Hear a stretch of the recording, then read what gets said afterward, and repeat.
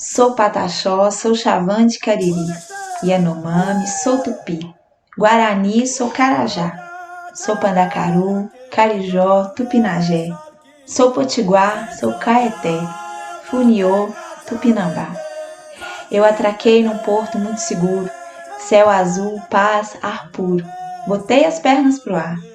Logo sonhei que estava no paraíso, onde nem era preciso dormir para sonhar. Mas de repente me acordei com a surpresa. Uma esquadra portuguesa veio na praia atracar. Da grande nau, um branco de barba escura, vestindo uma armadura, me apontou para me pegar. E assustado, dei um pulo lá da rede. Pressenti a fome, a sede. Eu pensei, vão me acabar. Levantei-me de borduna já na mão. Aí senti no coração, o Brasil vai começar. Olá, meu nome é Monique, sou mediadora de História, Polo de Três Rios, e hoje, nessa aula, vamos falar sobre a conquista e a colonização das Américas. Nas aulas passadas, vocês estudaram sobre as novas relações entre europeus, africanos e asiáticos nos eventos históricos que ficaram conhecidos como Grandes Navegações. Também estudaram sobre os povos da América e, mais especificamente, do Brasil, no período que antecedeu a chegada dos europeus nessas terras. Também estudaram que as denominações América e Brasil são termos inventados pelos europeus e que o termo descobrimento não é adequado para se referir aos primeiros contatos dos europeus com os povos desse continente. As primeiras expedições oficiais europeias ao continente começam com a viagem de Colombo, que chega à ilha chamada pelos nativos de Guanahani, na região das Antilhas, em 12 de outubro de 1492. A data da chegada de Colombo é também a data do início da resistência dos povos nativos à cobiça e à violência dos europeus. Colombo ignorou a denominação nativa da ilha e passou a chamá-la de San Salvador. Ora, os países europeus passavam por um processo de mercantilização iniciado ainda na Baixa Idade Média e acentuado pela concentração de poderes reais, visto que esses lucravam muito com os impostos nas transações comerciais. Além disso, as coroas necessitavam de metais preciosos para encher os cofres reais e produzir moedas. Já nas primeiras viagens, no final do século XV e início do século XVI, percebeu-se o potencial econômico dessas regiões. Na região da América Espanhola, a grande quantidade de metais preciosos e de riquezas naturais de alto valor mercantil aceleraram o processo de controle do território e domínio dos nativos. Os primeiros contatos entre os europeus e os indígenas foram de estranhamento. Vejamos. De um lado, os espanhóis encontraram na América uma diversidade de povos com características bem distintas das europeias. Encontraram complexas e diversificadas sociedades quanto à sua organização política, social, econômica e cultural. Já os ameríndios perceberam nos europeus, com suas fisionomias, roupas, armas, embarcações e até mesmo os animais que traziam consigo um cenário que eles nunca tinham visto antes. Relatos nos indicam que foram bem recebidos. De uma maneira geral, houve inclusive troca de presentes e os povos nativos atenderam os europeus em suas necessidades naquele momento, como comida e água. Do Brasil. Quando os europeus chegaram aqui, eles podiam ter todos morridos de inanição, escorbuto ou qualquer uma outra pereba nesse litoral, se essa gente não tivesse recolhido eles, ensinado eles a andar aqui e dado comida para eles, porque os caras não sabiam nem pegar um caju. Eles não sabiam, aliás, que caju era uma comida. Houve ainda, principalmente na região da América Central e na região do México, aqueles povos que acreditaram serem os europeus os deuses que haviam retornado à Terra, mas logo perceberam seu equívoco ao compreender que o que motivava esses viajantes era a cobiça. A crueldade extrema, a violência desmedida e o desprezo pelo outro era o que os caracterizava. O êxito que pretendiam estava subordinado à capacidade de explorar e acumular riquezas, e para fazer isso, precisavam também controlar os povos que aqui viviam. É o início da conquista. Conquista é o processo inicial de dominação dos povos nativos da América no século XVI, mas é um processo que se prolonga pelos séculos seguintes a partir da interiorização e a conquista além das terras inicialmente ocupadas. A conquista das terras da América foi feita de forma violenta, com extermínio de grupos inteiros de povos nativos, desestruturação das sociedades, imposição da cultura europeia e da cristianização.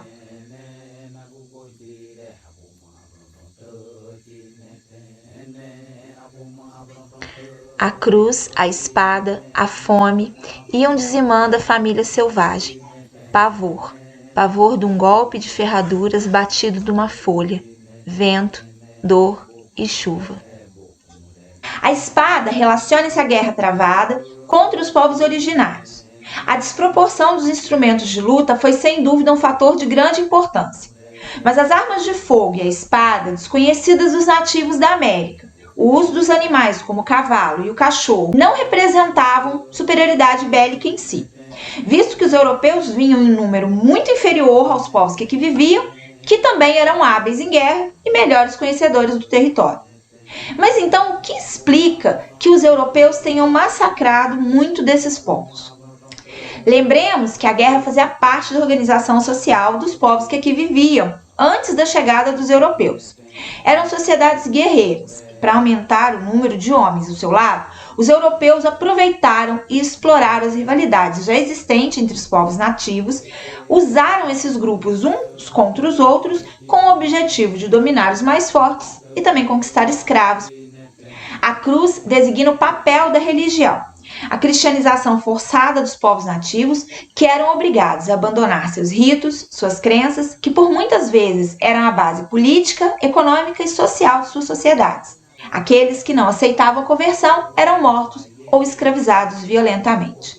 É fato que a igreja estava interessada em conquistar novos fiéis, inclusive dentre os grupos humanos que aqui viviam, e por isso buscou, em muitos casos, proteger os nativos da violência dos assassinatos. A fome está profundamente relacionada à alteração nos modos de vida produtiva e ritmos de trabalho dos povos.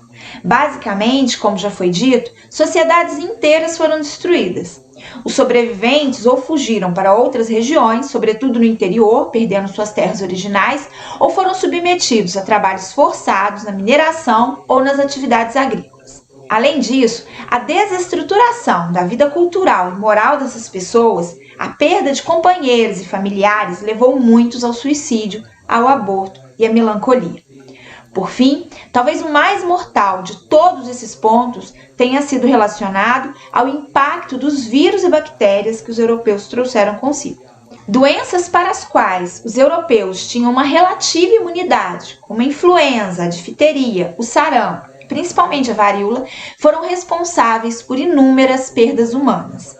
Isolados biologicamente há milhares de anos, os povos americanos não tinham resistência às bactérias e vírus do Velho Mundo, e os europeus souberam aproveitar dessa fragilidade biológica. Vamos citar 2 exemplos do impacto dessas doenças no chamado Novo Mundo. O primeiro deles trata da conquista do Império Inca pelos espanhóis, uma das narrativas mais dramáticas a respeito do assunto. Dividido por uma guerra civil pela disputa do trono e assolado pela varíola, o Império Inca encontrava-se enfraquecido quando da chegada de Francisco Pizarro em 1532. Acompanhado por 168 homens e 62 cavalos, Pizarro soube aproveitar-se do enfraquecimento da população e da divisão do império para conquistar os territórios dos Andes em nome da coroa espanhola. Outro exemplo aconteceu no Brasil por volta da década de 1560, quando cerca de 30 mil índios tupinambá sucumbiram à varíola na região do litoral brasileiro, principalmente na região do Recôncavo Baiano. Mais ao sul, na região do Rio de Janeiro, portugueses espalhavam, próximas às regiões das tribos nativas, roupas de pessoas infectadas com varíola propositalmente para que esses nativos fossem infectados e morressem.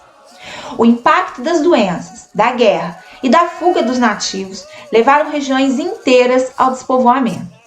Entre os nativos alastrou-se ainda mais a fome e o empobrecimento, além de ter facilitado o apresamento e a escravização de grupos enfraquecidos sem capacidade de resistência. Calcula-se que, nos primeiros 100 anos de presença europeia na América, cerca de 2/3 da população que aqui vivia tenha sido exterminada, vítima das guerras, da violência, dos trabalhos forçados, além das epidemias. Mas veja bem, os povos nativos não aceitaram pacificamente todo esse processo. Eles resistiram e lutaram, e ainda lutam. Os araucanos, por exemplo, assim como muitos povos da América do Norte, aprenderam a usar a arma de fogo e montar a cavalo, apropriando-se das armas do próprio dominador. Algumas guerrilhas nas terras do Brasil levaram muitos colonos a pensar em abandonar as terras, vista a ferocidade com que os povos as defenderam. A resistência também nem sempre foi com a força das armas, mas uma resistência cultural, resistindo ao cristianismo e à imposição da língua e do modo de viver europeu. Então, seja através da resistência armada ou cultural, individual ou coletiva, o fato é que os povos da América não desistiram. Foram e ainda são agentes de defesa de suas vidas e de suas culturas. As relações entre os povos europeus e ameríndios variou ao longo do tempo e foi assumindo novas formas, desde a cooperação e influência mútua na linguagem, na alimentação, nos hábitos e conhecimentos de mundo, intercalando-se com a violência e os conflitos constantes. Conquistado o território, inicia-se a colonização propriamente dita. Vocês terão, nas próximas semanas, aulas específicas sobre o processo colonial em cada uma das regiões da América conforme a metrópole, ou seja, América espanhola, inglesa, francesa e portuguesa. A colonização é um processo de ocupação do território e também do desenvolvimento de atividades econômicas para a manutenção dos grupos que ocupam a região e também para o enriquecimento da metrópole. Como já foi dito, na região da América Espanhola, esse processo foi acelerado e ainda no século XV já se fundaram núcleos de ocupação com intensa atividade mineradora e, quando os metais foram escasseando, atividades agrícolas com o uso da mão de obra escrava nativa e, quando essas também escasseavam, a importação de africanos escravizados. Ressaltamos que a utilização de africanos escravizados nunca foi uma forma de substituição da mão de obra indígena, mas uma adição da força de trabalho, onde a presença humana nativa tinha praticamente sido destruída ou muito reduzida. No século XVI foram fundados núcleos de povoamento na América e estimulou-se o desenvolvimento de atividades econômicas por toda a região. Essas atividades vão se diferenciar de acordo com os recursos naturais e até mesmo o povoamento, o número de habitantes das regiões. Dessas características também vai variar a forma de trabalho compulsório adotada em cada uma das regiões. Na América Ibérica, Espanhola e Portuguesa, organizou-se um projeto colonial com estrutura administrativa para controlar e fiscalizar as colônias. O objetivo era organizar a exploração das colônias, afirmando a soberania da coroa e o estabelecimento da fé cristã. Observe no mapa a região que corresponde ao domínio espanhol entre o ano de 1492 e o início do século XIX, quando essas colônias começam a conquistar sua independência. Já a região de domínio português passa a ser realmente ocupada apenas a partir de 1530, quando, ameaçados pelas presenças francesa, inglesa e holandesa no litoral, os portugueses resolveram então ocupar o território para protegê-lo de uma possível colonização estrangeira. Destacamos também as colônias inglesas entre os séculos XVII e o século XIX, assim como as colônias francesas entre o século XVI e o século XVIII. Agora, vamos responder a uma questão sobre o assunto da aula de hoje. Essa questão é da FUVEST, da prova da FUVEST, e ela começa com um texto do Frei Bartolomé de Las Casas, escrito no século XVI. Podemos dar conta boa e certa que em 40 anos, pela tirania e ações diabólicas dos espanhóis, morreram injustamente mais de 12 milhões de pessoas. O segundo texto, do Pablo Neruda, citado durante a aula, ele diz: a espada, a cruz e a fome iam dizimando a família selvagem. As duas frases lidas colocam como causa da dizimação das populações indígenas a ação violenta dos espanhóis durante a conquista da América. Pesquisas históricas recentes apontam outra causa além da já indicada, que foi: letra A incapacidade das populações indígenas em se adaptarem aos padrões culturais do colonizador. Letra B, O conflito entre populações indígenas rivais estimulado pelos colonizadores. Letra C.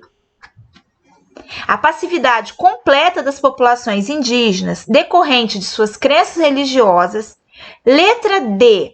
A ausência de técnicas agrícolas por parte das populações indígenas diante de novos problemas ambientais. Ou letra E.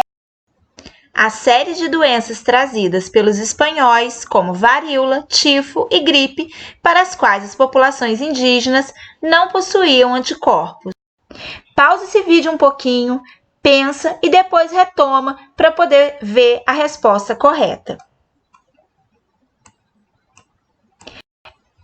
A resposta correta para essa questão é a letra E. A série de doenças trazidas pelos espanhóis, como a varíola, tifo e gripe, para as quais as populações indígenas não possuíam anticorpos. Então, acertou? Mais informações sobre essa questão com o mediador do seu polo ou no PDF dessa aula.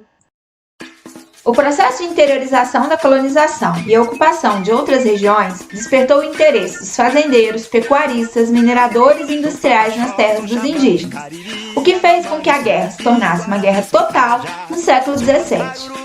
A história da colonização da América é a história da conquista contínua, da guerra contínua para ocupar o território e dominar os povos. A guerra não acabou. Mas de repente me acordei com a surpresa. Uma esquadra portuguesa veio na praia atracar. Da grande nau, um branco de barba escura, vestindo uma armadura, me apontou pra me pegar. E assustado dei um pulo lá da rede, pressenti a fome e a sede, eu pensei vão me acabar. Me levantei de borduna já na mão, ai sempre no coração, o Brasil vai começar.